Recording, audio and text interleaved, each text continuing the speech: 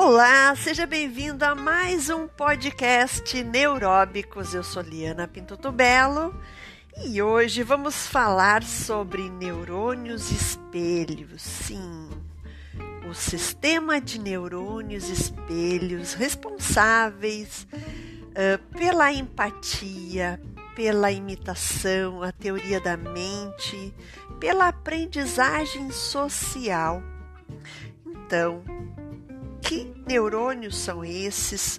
Do que eles são capazes, nesse nosso comportamento humano, bem como de muitos mamíferos. Então, vou trazer novamente pesquisas de Giacomo Rizzolatti, de Vilayanur Ramachandran, de Robert Plant. São os pesquisadores que estão no centro das maiores publicações que se tem nesse conteúdo, especificamente no sistema de neurônios espelhos, que é muito presente na infância, na primeira infância. Tem uma quantidade muito grande, é 1/3 do cérebro da criança até os 3 anos de idade é composto por neurônios espelho. Bom, o que você diria na frase síntese de William Shakespeare, onde ele descreveu o alumbramento, o encantamento de Romeu por Julieta, quando Romeu disse: Julieta é o sol. Ou da descrição de Carlos Drummond de Andrade sobre um sentimento: o mar batia em meu peito, já não batia no cais. Você entenderia perfeitamente o que o escritor inglês quis descrever sobre a beleza luminosa e quente de Julieta na percepção de Romeu e não que ela fosse realmente o nosso astro-rei? E que o nosso poeta maior, Carlos Drummond de Andrade, enfatizava a emoção que lhe fazia bater forte o coração e não a sua presença física na praia? Esse é o poder das metáforas, que se baseiam na nossa capacidade de associar conceitos aparentemente não relacionados, buscando o que tem em comum. Isso é uma propriedade que só é capaz quem tem neurônios espelhos. Uma abordagem empírica de Lakoff e Johnson valoriza a experiência sensório-motora e enfatiza o papel das metáforas na formação de conceitos abstratos. Sob esse prisma, o fenômeno da metáfora consiste em compreender e experienciar um tipo de coisa em termos de outra. Trata-se de um mecanismo cognitivo em que um domínio experiencial é parcialmente projetado ou mapeado em um domínio experiencial diverso, de modo que o segundo domínio seja parcialmente entendido em termos do primeiro. Vou dar um exemplo de metáfora primária. É dificuldade. Dificuldade é peso.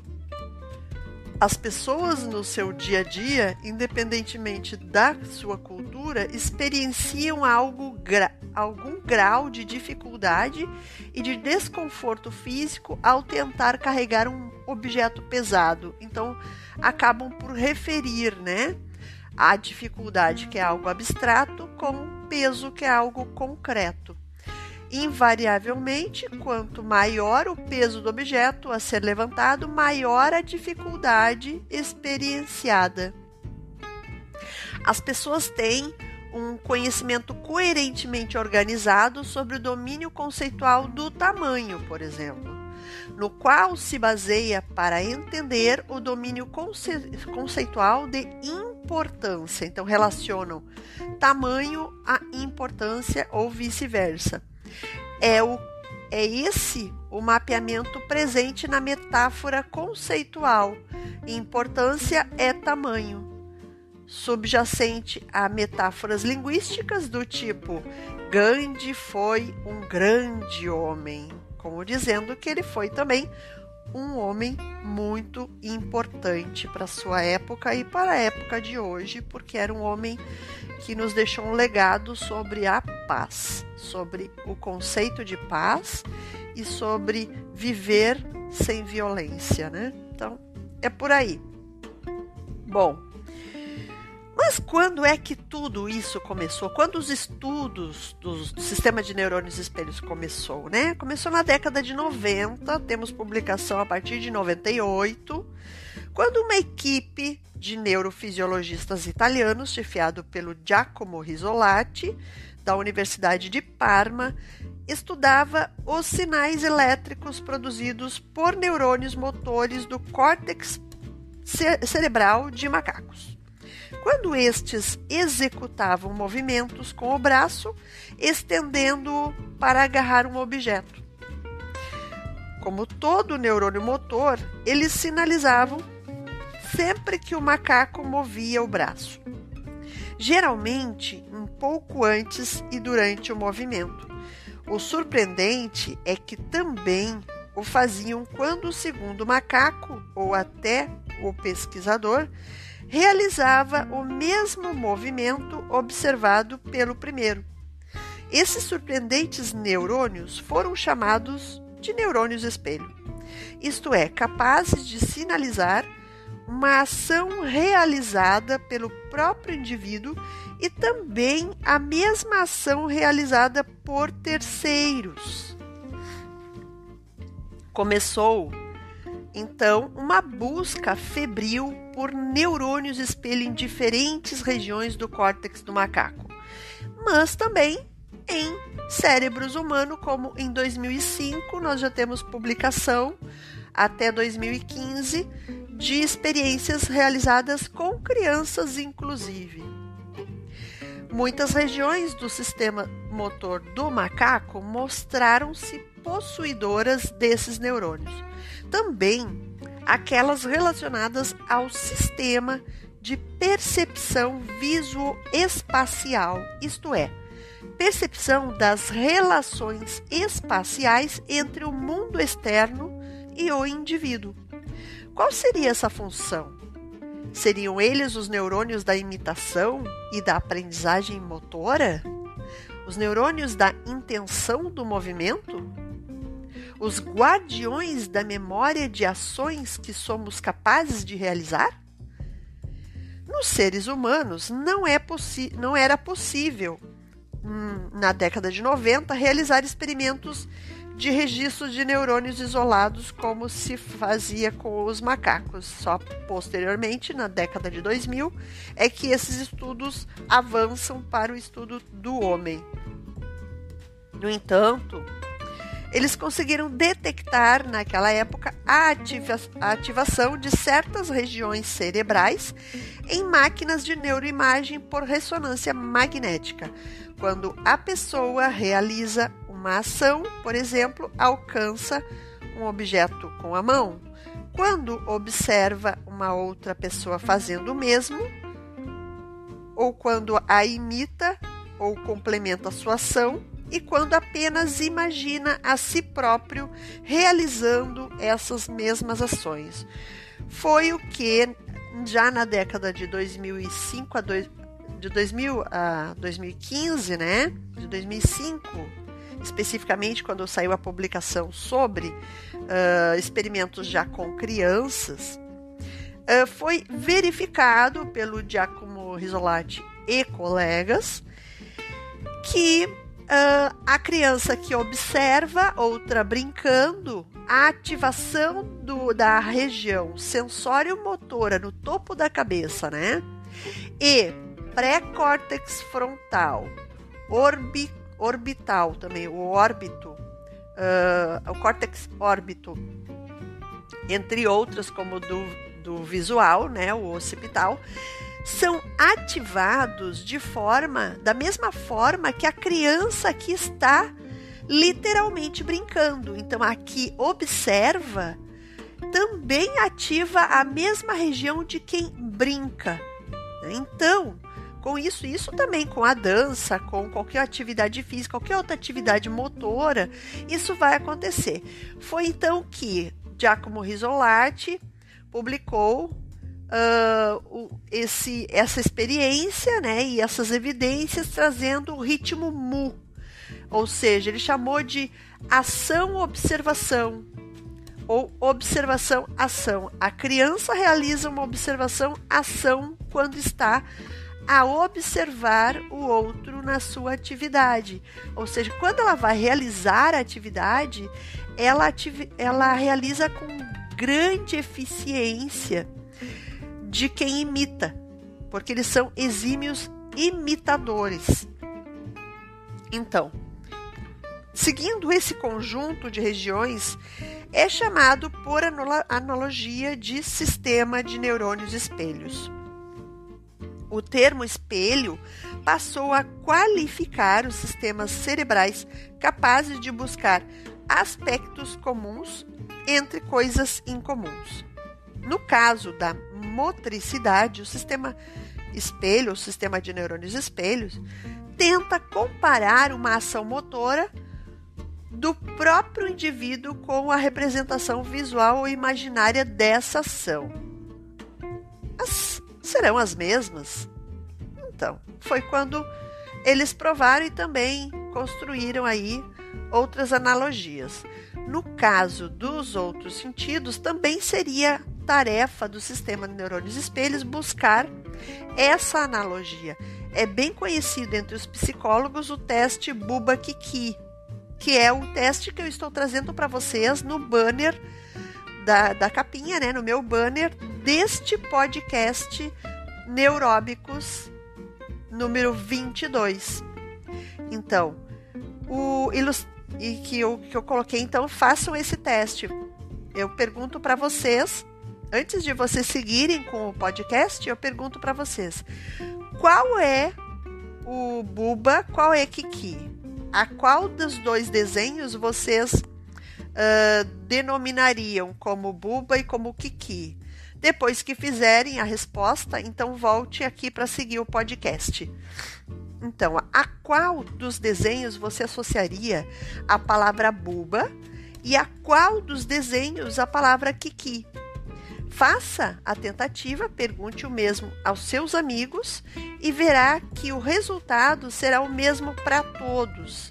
Seja qual for sua cultura ou nacionalidade, que estranha associação tem o som dessas palavras com a forma ou as formas abstratas, arredondadas ou pontiagudas dos desenhos. Bem, o grupo da Califórnia, que é o grupo do Vilanoir Ramachandran, o grupo do Paul McGraw, David Brain, de San Diego, eles propõem a hipótese de que o sistema de neurônio espelho existe em diversas regiões cerebrais e representa, como eu já falei, o mecanismo neurobiológico para as associações mentais, muito além simplesmente das associações visuomotoras. Em particular, propõe que a região do córtex parietal inferior está envolvida na operação cognitiva de interpretação de metáforas. Então, esse teste do Buba-Kiki é um teste que traz essa questão da interpretação de metáforas. Essas misteriosas associações de conceitos que os escritores dominam e cuja interpretação nos causa tanto prazer estético. A nova hipótese tem várias implicações, né? Primeiro, explica sintomas de pessoas com lesões numa parte do cérebro chamada girosupramarginal, onde existe um sistema de neurônio espelho. Elas têm considerável dificuldade de interpretar as ações dos outros e em compreender metáforas. Como esses sintomas apresentam semelhança com as dificuldades das crianças autistas, pode-se então levar essas considerações sobre o sistema de neurônios espelhos implicados com o autismo também, supondo que as crianças apresentam alguma alteração funcional no giro supramarginal. Hoje, com o avanço tecnológico e científico, já sabemos que as crianças com transtorno do espectro autista têm uma redução do seu sistema de neurônios espelhos. É uma questão ainda de muitos avanços, de muito estudo à frente sobre o autismo, né? E eu trato do autismo em podcast anterior, falando sobre a sensibilidade do autista. Tá no meu playlist aí.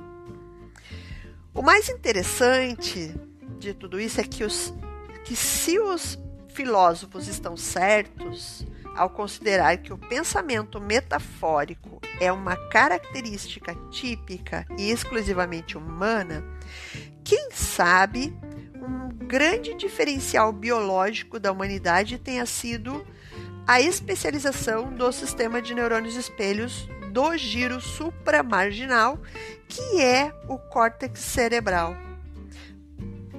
onde pôde realizar, né?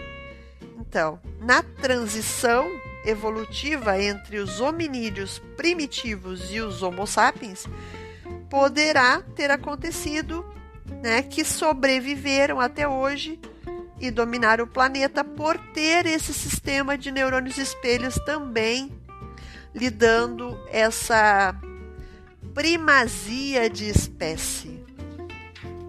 Bom, chegou aquele nosso momento hoje das neurodicas sobre como ativar e como melhorar o seu sistema de neurônios espelhos. Lembrando que o nosso cérebro tem neurogênese, né, origem de novos neurônios, até chegar à terceira idade. Sim, na terceira idade ainda acontecem algumas neurogêneses, conforme a estimulação que damos ao nosso corpo e a interação com o ambiente e tipo de atividade e alimentação que mantemos.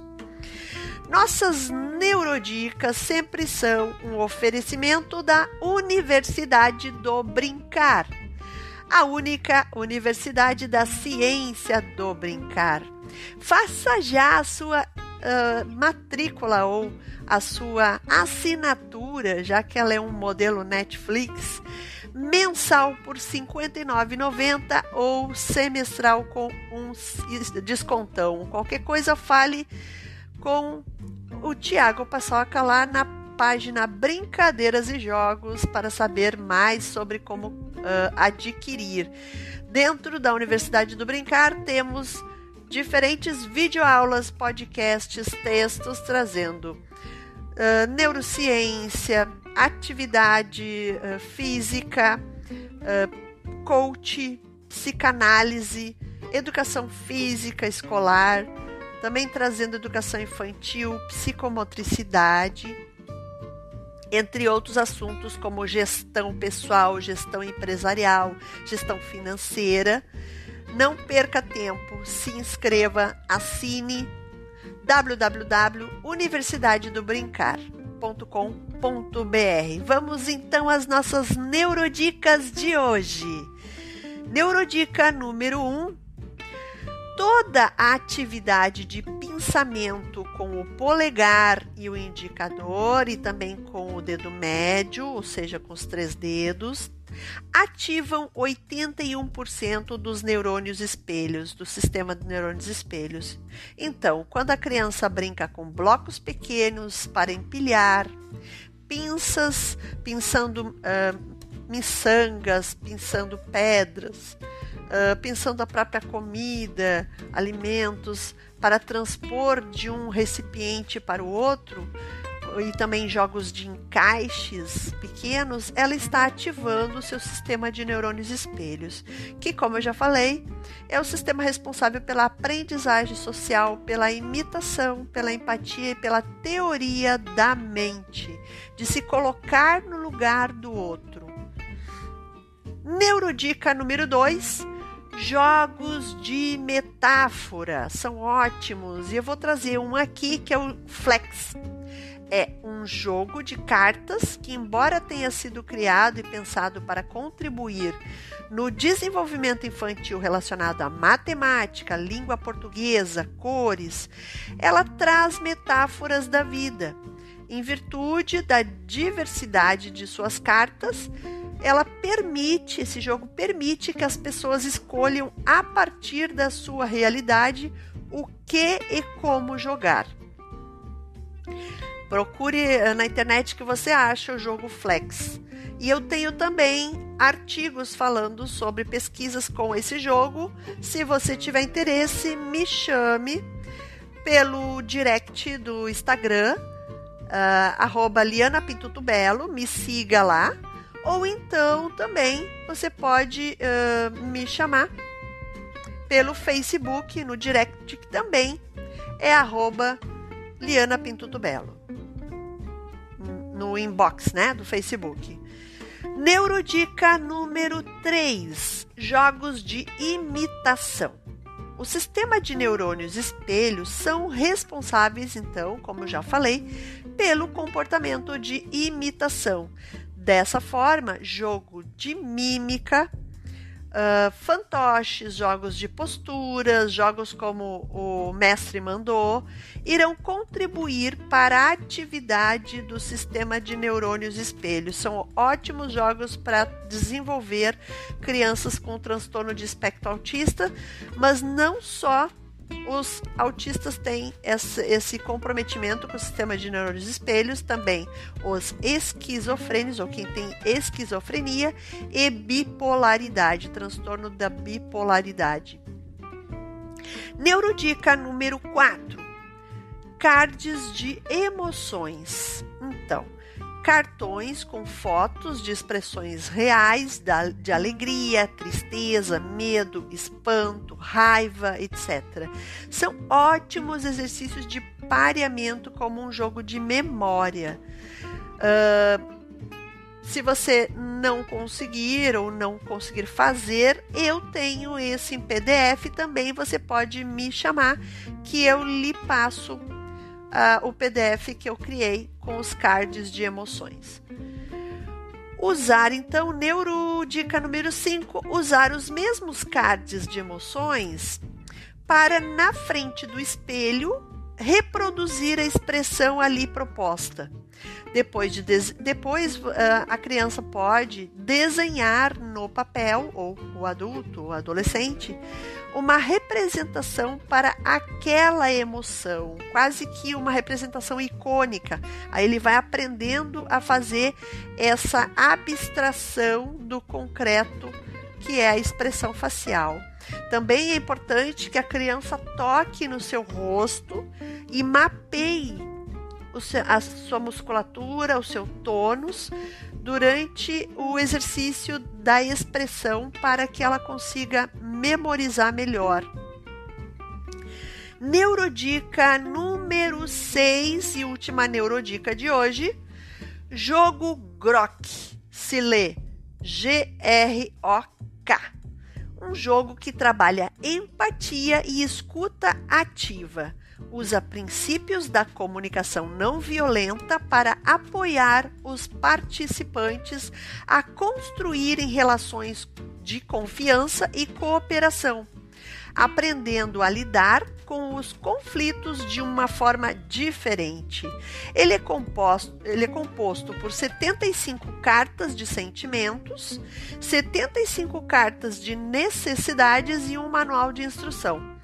O material oferece 20 formas diferentes de jogar. Então, divirta-se desenvolvendo, melhorando o seu sistema de neurônio espelho, trazendo mais empatia para a sua vida, imitação e teoria da mente no momento em que a gente está praticando socialmente tanta intolerância, né? Tanta falta de resiliência, tanta falta de empatia no planeta, aonde nós temos que nos unir, nós temos que ser empáticos uns com os outros, precisamos ter essa aprendizagem social para juntos vencermos a situação que abarca o planeta, o nosso país, o nosso continente, os demais continentes, a nossa cidade.